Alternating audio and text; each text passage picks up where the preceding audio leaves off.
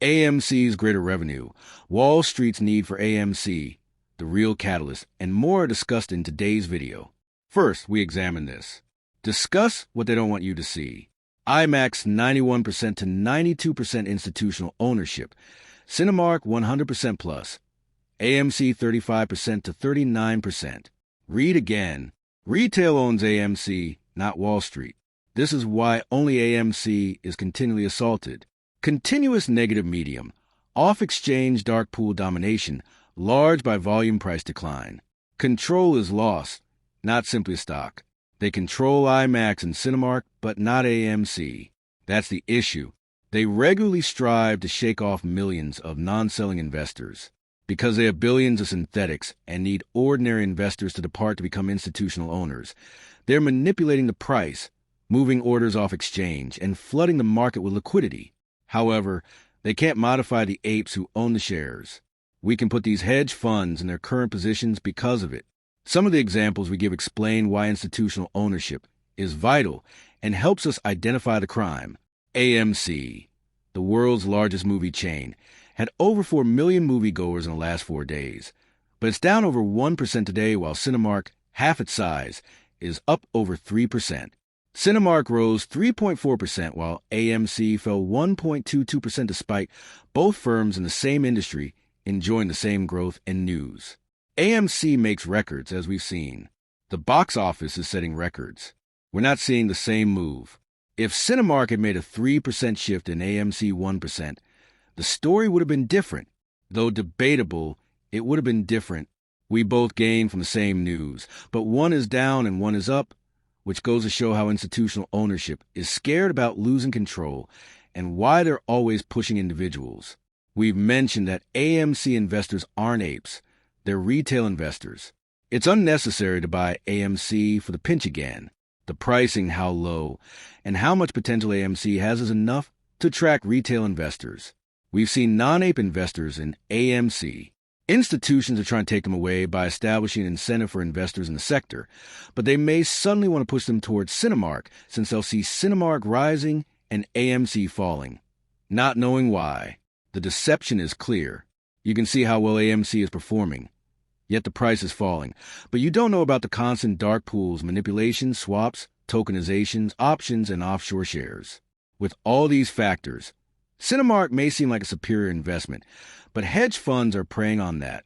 This explains a movement discrepancy. AMC will report higher revenue, attendance, per patron figures, narrower losses, and better EBITDA than Q1 2025 last year. The contrast between 2025 and 2026 Q1 will be astounding. As AMC shows fundamental improvement, we've emphasized this. As we indicated, apes and retail investors looking for a solid investment are purchasing AMC. Of course, we also attract institutional investment. This relates to what we said earlier. You're seeing all these things from AMC, but the price drop may make you suspicious. I've said that when people who don't know AMC's inner workings see that the price has fallen despite good revenue and fundamentals, they may think something is up and be discouraged to invest in AMC and look for other investments. This is what hedge funds aim to do. We must clearly grasp everything going on. Wall Street desperately wants our AMC stock. They want and need them to avoid catastrophic bankruptcy proceedings in light of how they've created billions of synthetics and how banks holding toxic swaps of AMC and GME shares are facing margin requirements and being forced to post more collateral. These exchanges have bankrupted previous firms. As we indicated, they're seeking to escape bankruptcy by grabbing as many AMC shares as possible. The fact that AMC institutional ownership was modest a few months or a year and a half ago shows it. I still consider it low. Yes, what's being reported says 35% to 39%, but I think that's when you consider all the synthetics that have been placed into the system. Institutions have owned up to 35% to 39%. Since we've seen similar data previously, I think they should only possess 5% of AMC's original float. It now shows how many more shares institutions want to buy. Why are shorts still trying to sell AMC after all these years? Shorts at record lows are betting on bankruptcy. That's not happening, says Adam Aaron. If no one benefits from AMC's stock dropping, Why are individuals encouraging you to sell while buying into it? Check out what's happening. You can compare the number of articles telling you to sell to the amount of capital selling versus buying in the articles. Sell-to-buy articles have a higher ratio. Sell articles outnumbered by items at AMC. However, the capital inflow-outflow shows numerous institutions buying but few selling. That highlights their goals. We must remember to stay calm when AMC blasts off to the stars. Our journey is just beginning. I mention this because many things are coming. We began with Adam Aron's AMC stock price comments. We discuss how significant this is and how he who laughs laughs best. We've seen him make critical moves before, so I think he's planning for something significant. Another significant item is coming ahead, possibly on May 5th.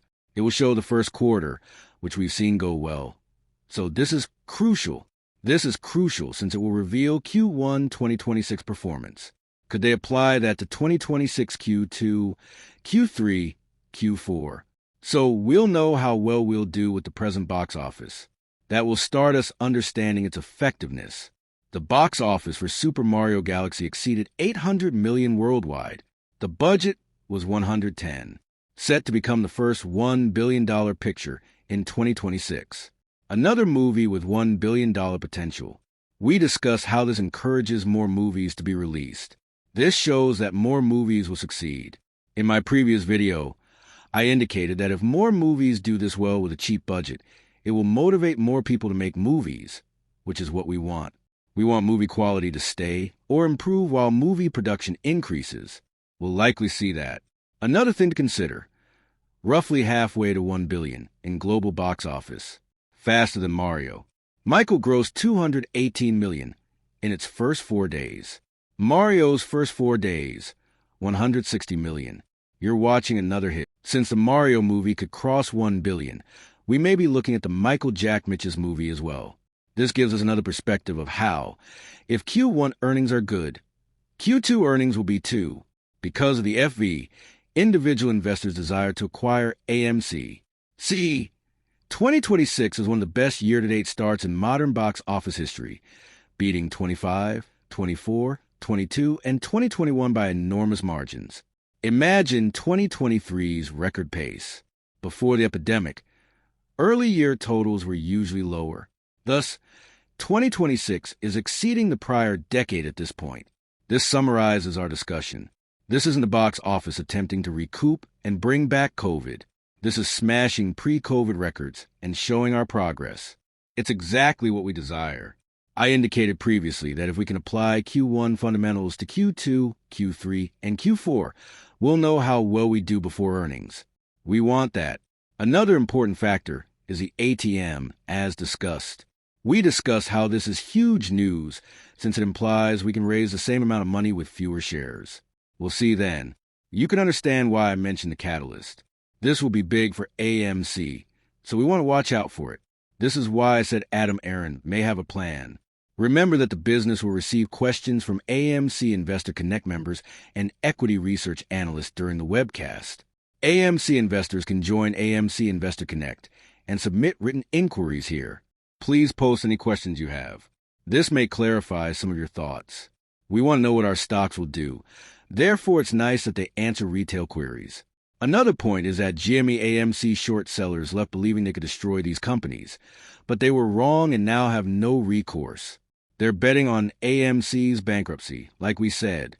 But you can see how, especially with earnings, which is why I said it's crucial we're not bankrupt.